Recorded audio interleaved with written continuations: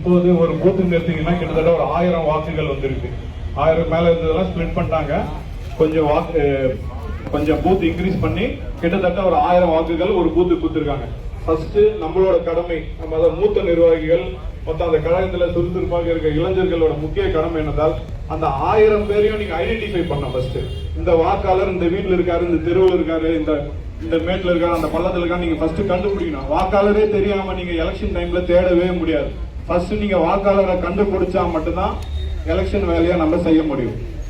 திடீர்னு 2 நாள் 3 நாள் இருக்கும்போது நீங்க இறங்கி விளையாண்டீங்கன்னா விளையாடவே முடியாது. First identification of voters identify பண்ணிட்டு நீங்க ரஃபா ஒரு நோட்லயோ இல்ல ஃபேமிலி வைஸ் இல்ல கம்யூனிட்டி வைஸ் ஏதாச்சும் உங்க ஈஸினஸ் எப்படி இருக்கோ அதுக்கேற்ற மாதிரி நீங்க வாக்காளர்களை செக்ரிகேட் பண்ணி வச்சீங்க. அந்த செக்ரிகேட் பண்ணா மட்டும்தான் ஈஸியா நம்ம ட்ரேஸ் பண்ண முடியும்.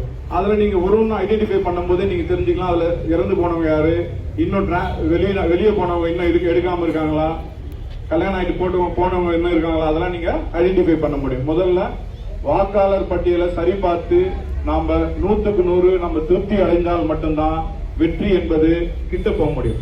அதுக்கப்புறம் உழைப்பு, கழகத்தின் சாதனைகள், அம்மாவின் ஆட்சியின் சாதனைகள், இது எல்லாம் அடிமட்ட இளைஞர்கள் தெரியவே மாட்டேங்குது. நம்ம ஆட்சியில் என்னென்ன பண்ணிட்டு இன்னும் கூட இளைஞர்கள் வேற ஒரு மோகத்தை சுத்தி இருக்காங்க.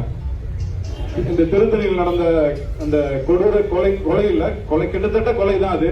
அதை நம்ம மீடியாவில் கூட பரவல. மாவட்ட செயலாளர் எந்த அளவுக்கு வேகமா அவர் மீடியாவில் இருக்காரோ, பேஸ்புக் ட்விட்டர் ஐடிட்டு அந்த இது கூட இளைஞரணியும் சரி பாசறையும் சரி ஐடிவிங்கும் சரி இல்லவே இல்லை. அவர் ஒரு நாளைக்கு கிட்டத்தட்ட 10 ஈவெண்ட் போறாரு, 10 நியூஸ் அப்டேட் பண்றாரு. அந்த கோபிநாத் ஒரே ஒரு அவர் மட்டும் தான் போட்டுருக்காரு எனக்கு தெரிஞ்சு ஆக்டிவா. வேற யாருமே பண்றது இல்லை. நீங்க வெறும் விளம்பர அரசியல் பண்றதுனால திமுக மாதிரி தான் இருக்குமே தவிர மொத்த பேர் இணைந்து கருத்து வேறுபாடுகள் 1000 இருக்கலாம். அரசியல் இருந்து அவன் வளர்றதுக்கு தனிப்பட்ட கதை. மொத்த பேர் இணைஞ்சு தலைமை அறிவிக்கும் வேட்பாளருக்கு எந்தெந்த முறையில அம்மாவின் ஆட்சி சாதனைகள், எடப்பாடியாரின் சாதனைகள் எவ்வளவு இருக்கு.